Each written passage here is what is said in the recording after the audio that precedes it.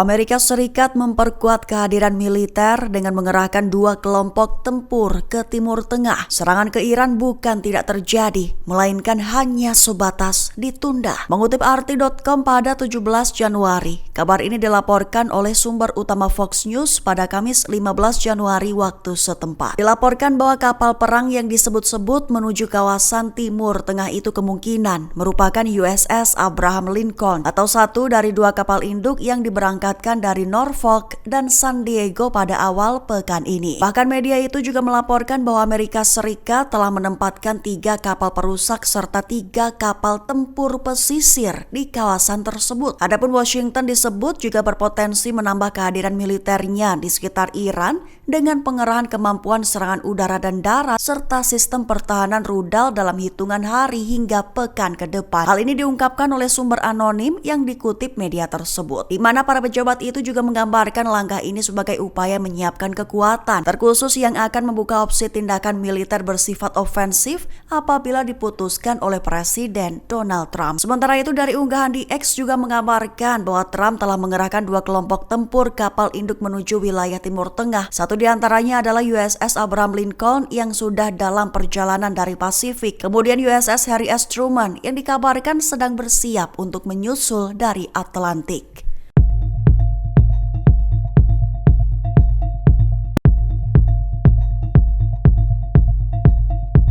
Seruan kontroversial Imam Teheran, eksekusi hukuman mati menggema untuk para demonstran yang ditahan sebelumnya. Mengutip Iran Internasional pada 17 Januari, seruan itu dilontarkan oleh pemimpin sholat Jumat Teheran Ahmad Khatami. Lebih tepatnya Khatami menyerukan agar para demonstran yang ditahan dieksekusi serta mendesak penangkapan terhadap siapapun yang memberikan dukungan kepada aksi protes. Khatami menyatakan bahwa para demonstran harus bersiap menghadapi pembalasan keras dari pemerintah, seraya menegaskan bahwa Amerika Serikat dan Zionis tidak pantas berharap pada perdamaian. Khatami juga menuding para demonstran sebagai kepanjangan tangan kekuatan asing, menyebut mereka sebagai pelayan Perdana Menteri Israel Benjamin Netanyahu serta tentara Trump. Ia menambahkan bahwa meski polisi dan angkatan bersenjata telah berperan, kali ini rakyatlah yang diminta turun tangan langsung untuk menuntaskan persoalan tersebut dengan tetap hadir di lapangan. Khatami selanjutnya menyebut para demonstran sebagai pihak yang keliru karena mengira mampu menghancurkan negara. Menurutnya, selama rakyat Iran masih ada,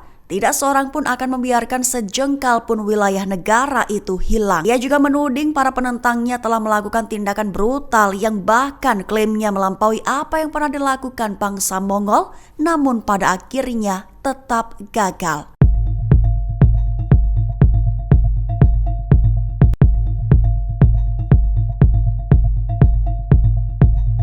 Diplomat Eropa dengan mengutip informasi intelijen mengklaim bahwa ada total 5 juta orang turun ke jalan-jalan Teheran. Tujuannya untuk melakukan protes massal secara nasional di ibu kota. Mengutip Iran Internasional pada 17 Januari, hal ini diungkap oleh seorang diplomat Eropa dengan tanpa disebutkan namanya. Menurut penilaian intelijen mereka memperkirakan sedikitnya 5 juta orang turut ambil bagian dalam aksi protes nasional yang berlangsung pada Kamis 8 Januari dan Jumat 9 Januari lalu. Dengan rincian sedikitnya 1,5 juta orang turun ke jalan di Teheran pada hari Kamisnya. Sementara pada hari setelahnya jumlah diperkirakan jauh lebih banyak mengingat pasukan keamanan hadir dalam jumlah besar di jalanan. Namun ia tetap memperkirakan sekira 0,5 juta orang memadati Teheran pada Jumat meski pembunuhan massal dilaporkan juga terjadi. Pihaknya juga mengaku kekurangan informasi tentang jumlah orang di kota-kota lain karena kurangnya kehadiran diplomatik asing di luar Teheran. Sebatas informasi akhir saja, setidaknya 12.000 orang tewas dalam penindakan paling mematikan dalam sejarah modern di Iran.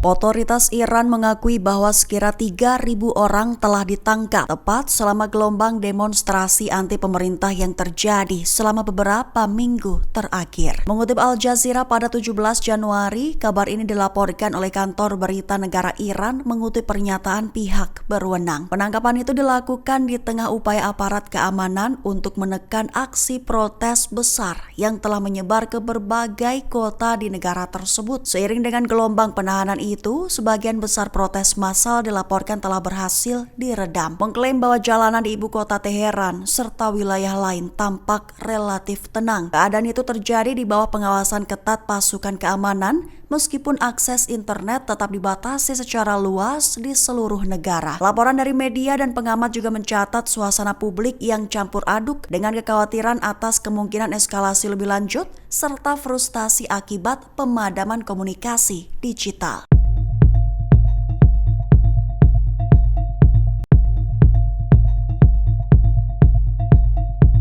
Presiden Amerika Serikat Donald Trump menyatakan bahwa tujuannya terhadap Iran adalah untuk menang. Namun para analis menilai jalan menuju pencapaian ambisi itu tidaklah mudah. Mengutip Al Jazeera pada 17 Januari, hal ini diutarakan oleh Barbara Slavin, peneliti terkemuka di lembaga think tank Simpson Center. Mereka mencatat bahwa menghadapi sistem pemerintahan Iran yang ideologis dan berakar kuat merupakan tantangan besar yang membuat kemenangan cepat atau sederhana sulit diwujudkan. Menurut analis, meskipun tekanan Washington meningkat, termasuk penerapan sanksi ekonomi dan ancaman militer, tetapi struktur politik dan strategi bertahan rezim Teheran membuat kemungkinan perubahan signifikan atas keinginan Amerika Serikat menjadi kompleks. Pengamat juga menunjukkan bahwa Iran kemungkinan akan merespon setiap tekanan luar dengan cara yang tidak terduga, dan upaya Amerika untuk mendapatkan hasil strategis tanpa eskalasi lebih lanjut di wilayah itu tetap penuh resiko. Situasi ini mencerminkan betapa sulitnya kebijakan luar negeri Amerika Serikat terhadap Iran, dengan para analis memperingatkan bahwa memenangkan pertarungan politik atau strategis di Teheran memerlukan pendekatan yang jauh lebih rumit daripada sekedar deklarasi tujuan oleh Trump.